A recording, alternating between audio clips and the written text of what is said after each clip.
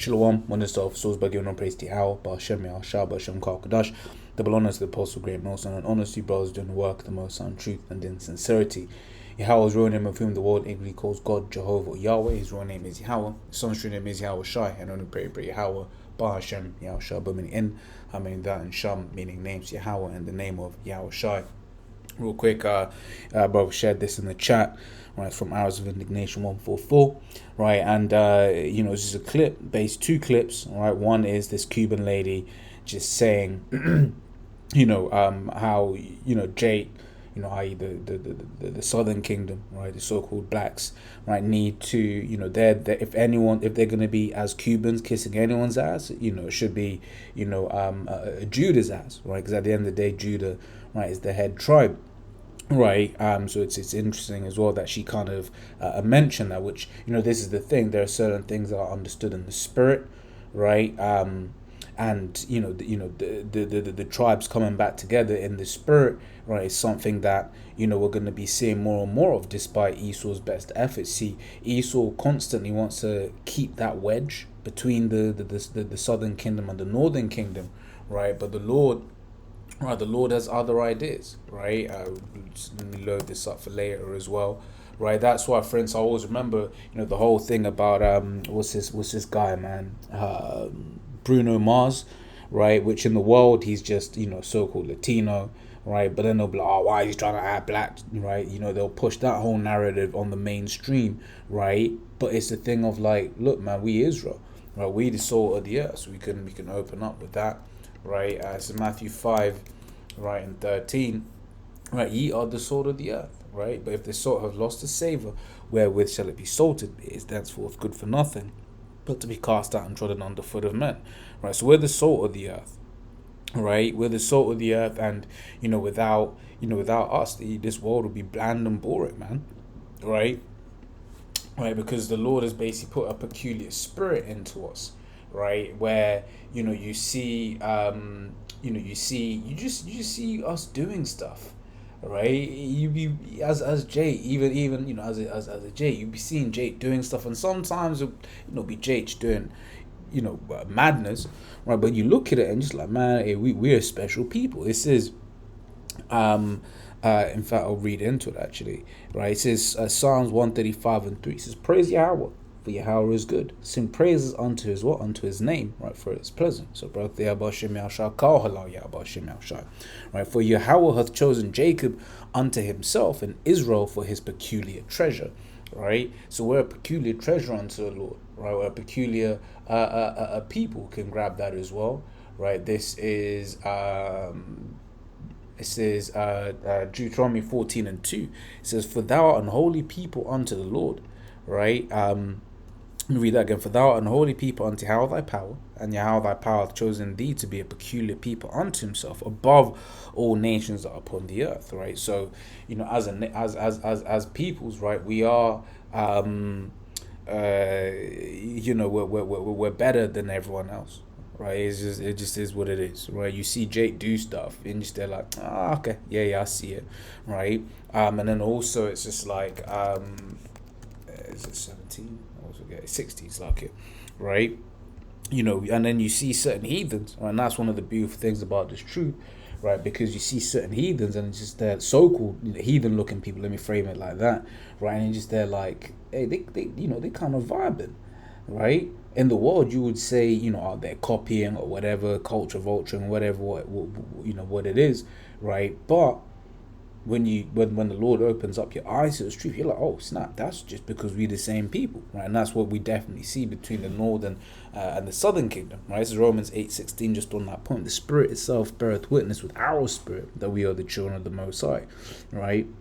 Remember, there was a kid, right, a child in the school that I went to growing up, right? He had a name which was basically, making fun of the fact that although he was a white boy, he very much came across like a black boy, so-called, right? If we want to use that terminology, right? And then once again, you come into the truth, you understand that Israel looks like everyone, right? You know, we will be scattered. That's one of the curses, right? We just read that real quick, right? So Deuteronomy 28 and 64, right? It says, and Yahweh shall scatter thee among all people from the one end of the earth even unto the other, and there thou shalt serve other gods, which neither thou nor thy fathers have known, even wood and stone.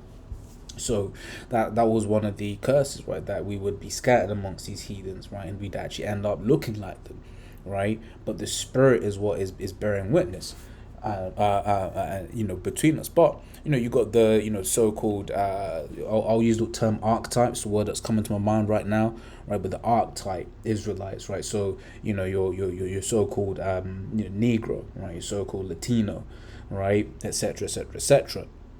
Right, so you know, it was a good clip. You know, Lords, if I remember, I'll put the link in the description box, right? But one of the things as well that kind of came up when I was watching this, one of the thoughts, let's grab that as well, right? Is this precept, right?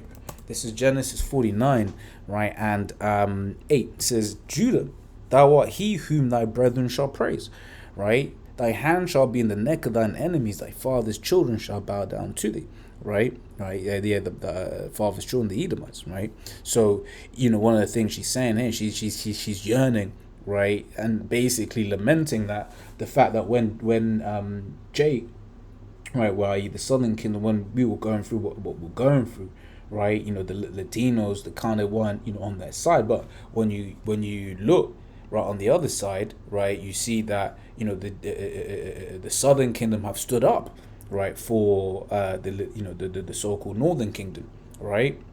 You know, both these clips are, you know, cool. This one was, you know, was very interesting, right? Because she's basically, you know, she's cursing it out. She's like, look, man, we she was basically talking about the so-called Cubans, right? She was saying we as a community, right? We look down on Judah, basically, right? Which, you know, all of this is prophecy, man. It's beautiful, right? But she was saying we look down on Judah, but really, they're, you know, they've been here for us, okay?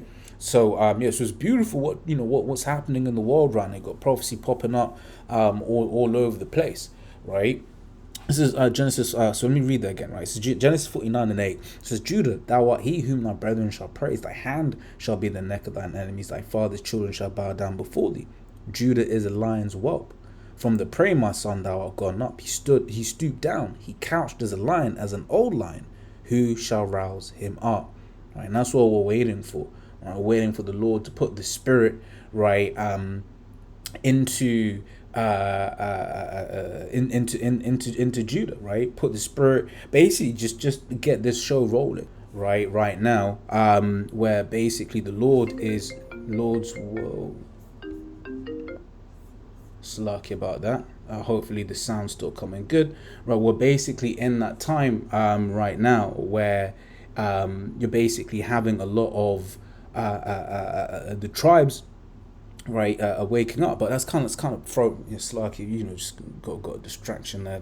But let's continue on. Let's just continue on with some precepts, right? So let's grab this. It's Jeremiah 50 and 33. Thus saith Yahweh of hosts, the children of Israel and the children of Judah were oppressed together, right? And all that took them captives held them fast. They refused to let them go. So, you know, the northern and southern kingdom were oppressed together, right? You know, and where were they oppressed together? In the Americas, right? So it goes on to say, it says, their Redeemer is strong. Yahweh of hosts is his name. He shall thoroughly plead their cause, right? That he may give rest to the land and disquiet the inhabitants of Babylon, right? So we're watching, you know, the tribes coming together, right? And this verse also is proving, you know, that when we're talking about Babylon, we're talking about America, right? There's new Babylon, because we're pressed together over there, right? Northern and the southern kingdom, and that's what you're seeing. Okay, that's why she is making mention of the fact that Judah stood up for them, right? And then let's grab this as well. Right? It says Isaiah 11 from you know what? Just the point I want is a bit further down, but just because I made mention of it earlier on, right? This is Isaiah 11 and 11. And it shall come to pass in that day that Yahweh shall set his hand again the second time to recover the remnant of his people, which shall be left, right, from Assyria, and from Egypt, and from Paphros, and from Cush, and from Elam, and from Shinar, and from Hamath, and from the islands of the sea. And he shall set up an ensign for the nations, and shall assemble the outcasts. In fact, Salaki, let me break that down, right? So then it shall come to pass in that day that Yahweh shall set his hand again the second time to recover the remnant of his people, which shall be left, right? Because the Lord is looking for his elect, right? So from Assyria, and from Egypt, and from Paphros, and from Cush, and from Elam, and from Shinar, and from Hamath, and from the islands of the sea. So basically, Israel scattered everywhere, right? We read it in Deuteronomy 28 and 64 that, Israel would be scattered. Right, and he shall set up an ensign for the nations, and shall assemble the outcasts of Israel, and gather together the dispersed of Judah from the four corners of the earth. Right, this is the point that I wanted. Right, but the envy also of Ephraim shall depart, and adversaries of Judah shall be cut off. Ephraim shall not envy Judah, and Judah shall not vex Ephraim. Right, and that's the spirit that the Lord is slowly putting in the earth right now. Once again, this is why these two clips are beautiful, because it is a fulfillment, right, of prophecy, right? More and more, we'll be seeing this, right? And it's beautiful, right? Because this is it, man. This is the last. These are the last days, man. Right? These are the last days, and it's just beautiful watching these prophecies come to pass, right? So yeah, as always, we'll just end it there. Lord's without edifying. Till next time, we say shalom.